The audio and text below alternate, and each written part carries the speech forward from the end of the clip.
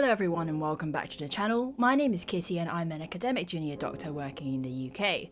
I'm currently studying for an exam called the MRCS Part A, which is an exam you need to take in order to enter surgical training in the UK. So today we'll be looking at two of the most popular study apps, Anki and Notion, and comparing them and determining which one is the better revision tool. For those who are unfamiliar with the apps, Anki is essentially an open source flashcard program with inbuilt spaced repetition to help you memorize anything you like. And it was also the main revision tool that I used in medical school to help me pass all of my exams in clinical years and also my medical school finals. Notion, on the other hand, is sold as an all-in-one workspace app that is not only for note-taking but also for organising and planning every other aspect of your life. I started using Notion when I was a final year medical student, initially just for doing to-do lists and keeping my life in order. But since graduating, I've been using Notion for about 6 months now to study for the MRCS Part A exam, so I have ample experience of both. In this video, I'll firstly give an upfront summary of what I think about the two apps. Then we'll compare Anki and Notion in depth, looking at how I use them for learning, recall, memorization, and what is the ideal study setting and use cases for either app. And finally, we'll talk about what other extra functions these apps have and how you can use them together. So firstly, let's do an upfront summary for those of you who are short on time. The choice of using Anki and Notion is, of course, based on your personal use case and how you study. I think that the main benefits of using Anki is that it is easy to use, especially for short bursts of studying. It has got inbuilt spaced repetition. It's great for memorizing short answers and facts. And the clause deletion function is really good for filling the blanks recall, and it's also great for using with spot images. However, I think Anki is not so good when you need to understand a more broad concept or more complex topics. Once the cards are shuffled, you can lose sight of the overall scope of the subject, and it can get a bit monotonous after a while, especially for longer study sessions or as you grow your deck of cards. On the other hand, Notion is great for maintaining the structure and integrity of your notes. You can use toggles to build follow-up questions and build a more complete database of knowledge. And overall, it has a much wider range of functions than Anki offers. The downside with Notion, however, is that it doesn't have spaced repetition. It's more suitable for longer study sessions, primarily because of the way it's accessed and the way the interface is built. Okay, so now that we've gone through a summary of both Anki and Notion, let's go into a more in-depth view of how you can use these two apps to learn, recall, and study. Okay, so firstly we need to establish what is effective note-taking and effective learning. And there's been numerous studies basically that shows passive note-taking, i.e. writing down exactly what someone says or exactly what a textbook says and copying it word for word is completely useless. You're not really engaging your brain when you do this, and therefore you're not actually retaining and learning the information as much as you could be doing. So one way that you can tackle this is using what's called a Cornell note-taking method, and that basically just means you phrase everything like question and answer. And the idea is basically when you come to read the information again, from the question you prompt your brain to think and to record information before you actually read what's the correct answer. And if we take a look at Anki, which is this window on the left here, it essentially inbuilts the app. So if we go into colorectal surgery and add a card, which is how you add content in Anki, using a basic card on the front, it would be a question. So for example, what is the blood supply to the ascending colon? And the answer is the right colic artery, which arises from the superior mesenteric artery. And then when you actually go to study this card again, you can see it only comes up with the question first. So you're prompted to think of the answer first in your brain. So right colic artery in this case, and then you review the answer. And another card type that you can have in Anki is something called a close deletion card. So for example, a closed card would look like this. It would only have one face and you have a bunch of text here and you can see some random brackets and codes like that. But if we go into preview, you can see that when this card comes up, this is what it would look like. There would be sentences in black, and then the bits that are in the brackets here are now in a blue bracket where it is hidden. So then you have to think, oh, what is the most common cause of seizures in children? And then show the answer.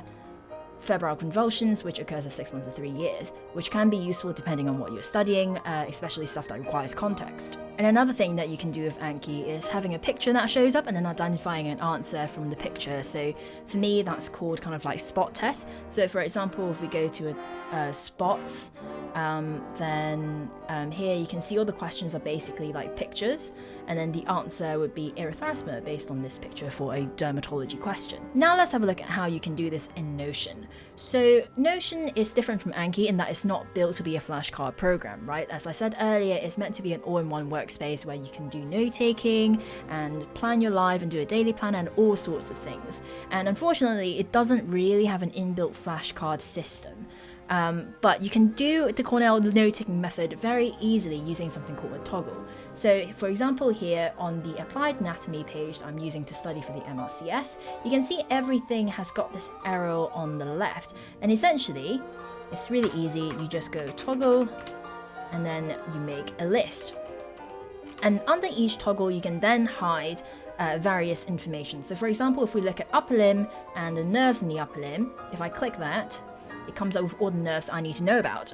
And let's say go into radial nerve, and we can see under here I've put anatomical course, motor function, sensory functions, and injury to the radial nerve. So for example, if we go into motor function, and it asks which muscles are supplied by the radial nerve, so I think the mnemonic is best, which is brachioradialis, the extensors, supinatus, and the triceps brachii. And once I've answered that question, you click on the toggle, and the answer shows up. So it's essentially the same idea as the Cornell method of having a question to prompt you to think before you see the answer. And one thing that I really like about this simple function in Notion is that it can build upon your previous questions. And that is one of the biggest difference between using Notion and Anki to learn, is because of this toggle function that can go on and on and on with different levels, whereas Anki is a self-contained card. It affects the different type of knowledge that you're trying to retain and recall and learn, and also the way that you organize your notes. So let's break that down. Anki in general is much more suited to quick facts and short answers. So as we saw earlier, when the question is something like, oh, what's the blood supply to the ascending colon, and the answer is just a one-word answer, it's really good for Anki because you can flip through many cards like that. And as we said earlier, it's really great when you have a closed deletion ones where you need to fill in the blank, and also for images and spot tests. So for example, if we went to cardiology and I type in tag spot, so any card with a spot, tag under the deck, you can see all my ECGs show up, and this is really good for learning, things like this, image-based questions with a very short answer. So, the question would just be, what does this ECG show? And I put in an image, and then the answer is, oh, it's a secondary degree heart block, which you can see from here. And there's also all sorts of clever things you can do with third-party add-ons, like blurring out the labels of an image and having to answer that as well. However, if the answer is more complicated or the topic is more complex, for example, describing the fetal circulation of the heart or describing the development of the heart. It's really hard to do with Anki because it's a self-contained card system, and the only thing you can do is a question and answer. So with big things like, oh, describe the development of the heart, it's a huge, complicated process and a huge topic, right? And looking at this, with this card, it might look very simple from the front, but when you look at the back, it's a huge card with so much information. And although, the prompt describes the development of the heart, it's great to get you to start thinking. And if you imagine, if you have 100 cards of short answers and one-word answers, you can flip through that in a couple hours. Whereas with this, if you have 100 cards like that, you would lose interest after the 10th card because there's too much information on the back of this. Notion, on the other hand, handles big concepts and broad topics a lot better owing to the toggle system that we were talking about earlier, and the fact that you can follow questions on each other, so everything is in kind of bite-sized chunks of information. So for example, let's look at this page I have on colorectal surgery, and let's look at colorectal cancer. So clinical presentations of colorectal cancer.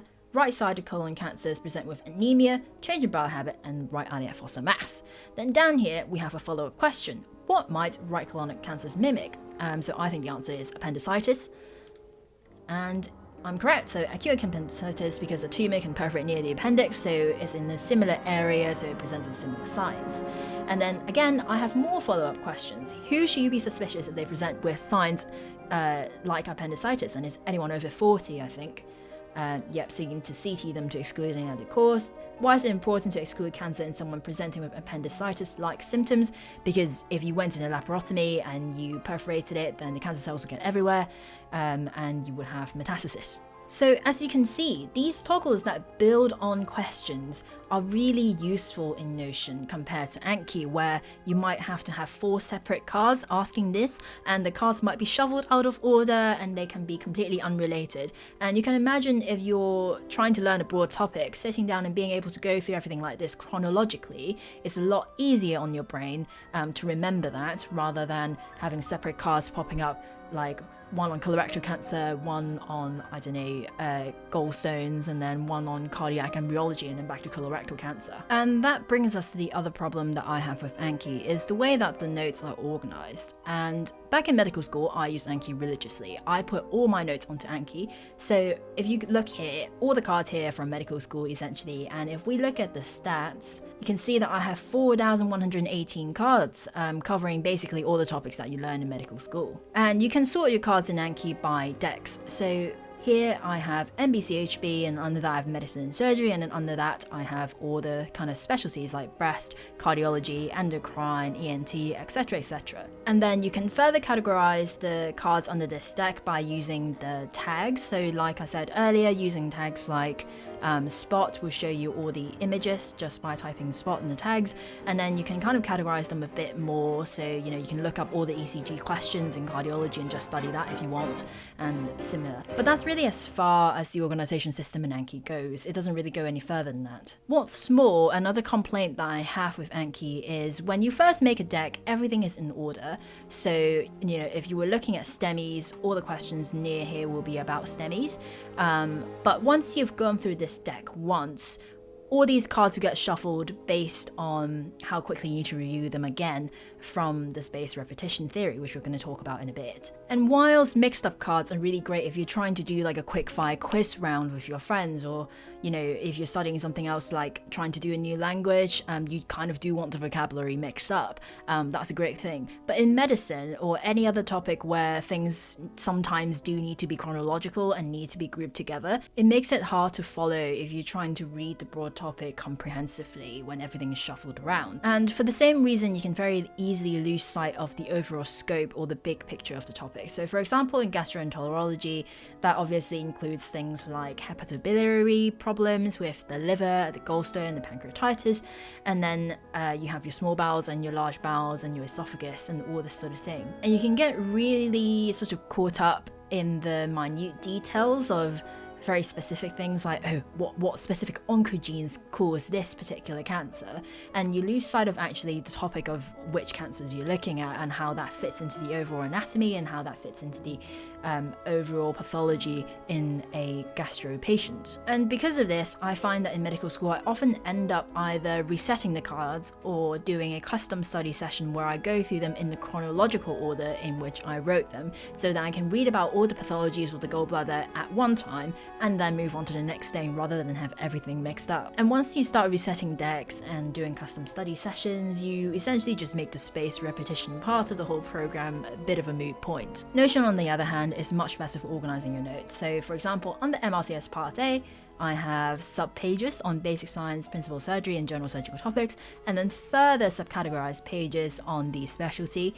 So for example, if we go into vascular surgery, and then all the different pathologies are listed here, and then they're obviously all under toggles. So for example, if we look at traumatic aortic injuries, there is aortic transections, and it comes up with all the questions, and then again we can have the follow-on questions like we saw earlier with colorectal cancer. And I personally find that using this note system on Notion allows you to really hunker down and read all about one topic really easily, compared to Anki where you have to reset the deck or change the order of the cards to achieve the same effect. It also means you retain the overall scope of the subject. So for example, if we looked at anatomy, we would know that this is everything under anatomy that we need to study for this exam. And if we look at, for example, lower respiratory tract, these are the subcategories that I need to study, and then under that, these are the main things that I need to know. And it's very easy to compile all that information together in your head, a lot easier than if you want Anki, where all of this is separate 100 cards. Another thing with Notion that I really like is that if you need to add new information to your existing knowledge base, it's a lot easier to do because you know exactly which heading to find it in, which toggle to find it in, and then you just add it under that toggle, and it fits into that big family tree of knowledge that you're trying to build. Whereas on Anki, again, you would make like a completely separate self-contained card that would be out of order or in a different place or doesn't fit into the other cards or the other information that you wanted it to go with. So overall, I think to build a complete knowledge base to work off on, Notion is a lot better. Next, let's talk about recall and memorization. And essentially, one of the best ways to do this is called spaced repetition. And the idea is you repeat the fact at kind of lengthening intervals to counter what we call a forgetting curve. So basically, if you read something once, you might forget it the next day. But if you read it again the next day, then your memory will remember it for the next 3 days, and then you repeat again it at 3 days, and this time you remember it for a week. So in a week's time, you read it again, this time you remember it for a month, and so on and so on. And if you asked anyone what makes Anki Anki, they would say it is because it's got the inbuilt spaced repetition program. So let's take a look at that now. So if we looked at the card we made earlier about plus applied to the ascending colon, after we show the answer, you can see there's 3 buttons at the bottom here. And so basically it means if I knew the answer right away like that, I would say, oh, it's easy. And 4D above it means that this card will then go away and come back up in 4 days' time. If I knew the answer, but I needed some prompting, some thinking before I got there, then I'd probably put good, and this new card, because it's just been made, will come back up in 10 minutes time. If I got it completely wrong, it'll come back up in 1 minute's time. And essentially, every subsequent time that you get the answer right on Anki, this interval here will lengthen. So if I got it right on good this time, then next time in 10 minutes time, I got good again, it would come up in 1 day's time. And after that, 4 days. And then after that, 8 days. And it adds up and up and up until you reach like months at a time, at which point, it will probably never come up again, really. Or, if I do get it wrong at any point and I had to click again, it would restart the timer. So it goes back to 1 minute, 10 minute, next day, next 4 days, etc. You get the point. And if we go into browse function, you can see where it then ranks the cards based on your answer. So for example, these cards, the new ones always come up first, and then this one that I've done before was due to come up in September, this one was due to come up in October, and this one was due to come up in December. I haven't done this in ages, that's why it's all like from years ago.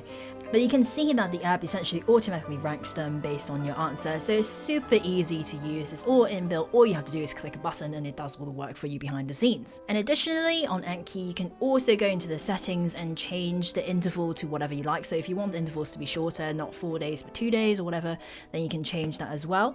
And another thing that Anki does, which we've kind of briefly looked at earlier, is that it shows you the stats of how you've been studying. So if we look at all history or last 12 months, let's say,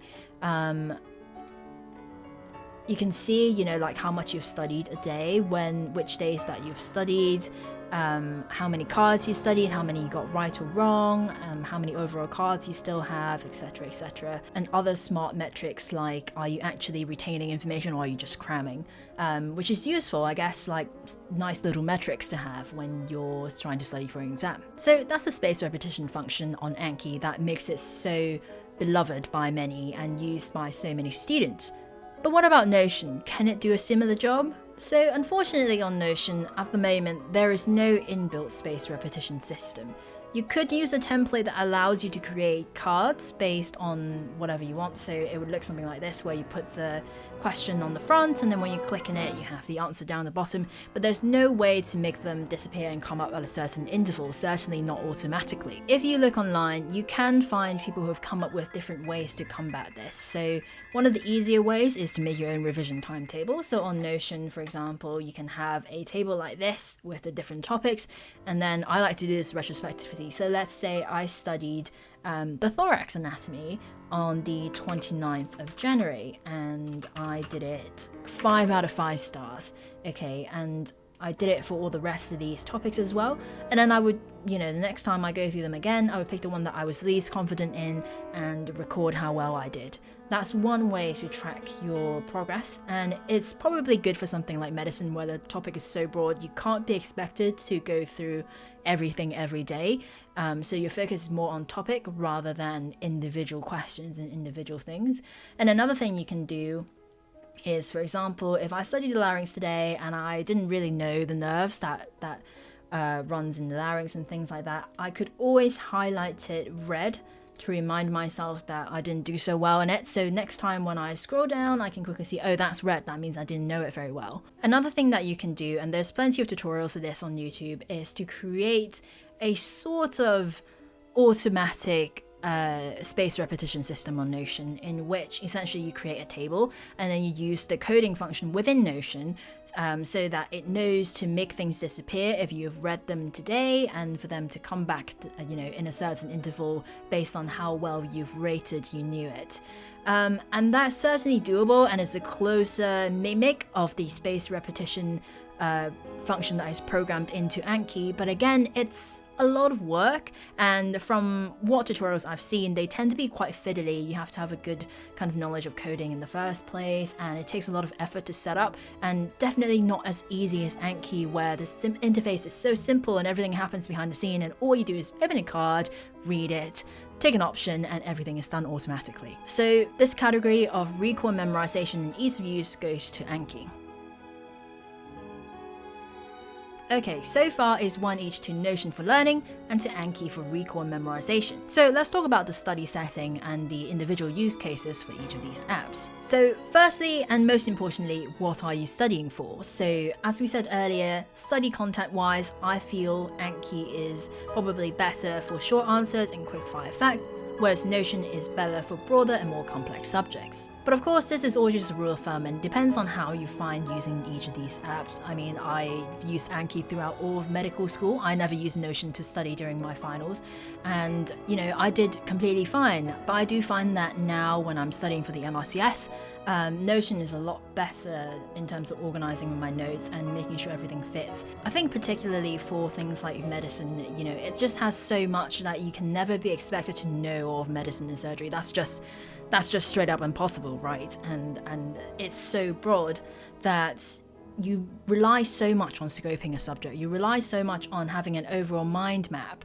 of where everything fits and how everything relates together, that I think using Notion is a lot better for that. Next, let's talk about the study length and the environment in which you study in. I think because of the easy to use nature of Anki, I think it's very suitable for shorter study sessions, although you can do it for longer study sessions as well. That's not a problem. Especially because the interface is so simple and you can use it as an app on your phone and your iPad for a small one-time fee.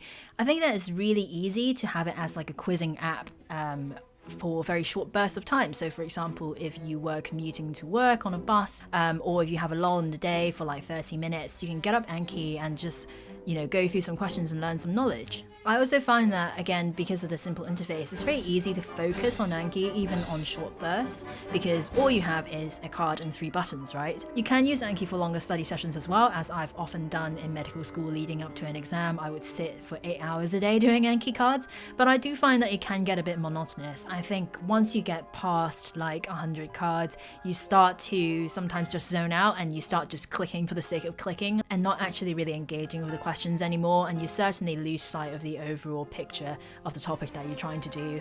Another thing I like about Anki is Anki Web, which is essentially an online version of Anki that you can access anywhere. So all your cards are saved online, and so if you were away from home without your computer, iPad or phone or whatever, if you went to a library, you could still log in on any generic computer, go on Anki Web, and be able to access all your personal cards that you've made and study off that. With Notion, I definitely think it's more of an app that you need to sit down and study for a longer time. It is less accessible than Anki, I would argue, because it doesn't have an online version. You could make your Notion available publicly as a website, but I doubt many people would do that. So what that means is essentially you can only really use Notion on your own devices, be that your laptop, your tablet, or your phone. And with Notion, although it does have apps across different devices, I think anything smaller than the tablet, you're not really going to get very much out of it, because yeah, you could get Notion on your phone, but because of the small screen estate on this, aside from checking like tick box lists or something like that, the readability on this is not great when you're trying to read like long sentences and long explanations or trying to understand the concept. And finally, let's talk about any other extra functions that you can do on these apps. So on Anki, it's obviously just built to be a flashcard program, so there isn't much else you can do. So on Anki, if you go to Tools, Add-ons, you can see that I have a couple on here with large and colorful buttons, format packs and stuff. And if you click Get Add-ons, it will take you to a page where you can download whatever you like, and people have made some truly extraordinary things on there, so definitely worth a look. On the other hand, Notion, again, it's not built to just be a study app, it's meant to be all sorts of other things. So on here, for example, I have a daily planner, I have project trackers and stuff like that. And all that means is you can use that to complement your studying. I'm not going to go in depth into all the other stuff because that's really outside the scope of this video, but to complement your learning, you should know that there's lots of other things that you can do. Another useful thing as well is on Notion, you can embed a lot of other stuff. So on Anki, it's mostly limited to adding a picture and things like that to your cards, whereas on Notion you can do that, as well as, for example, here I've put down a PDF document with the syllabus of the exam, which is really good, so it's all in one place. As we said earlier, you can do like revision timetables. You can also embed web pages and information from the internet into Notion as well, so you can really make it a one place for everything here for your notes and learning.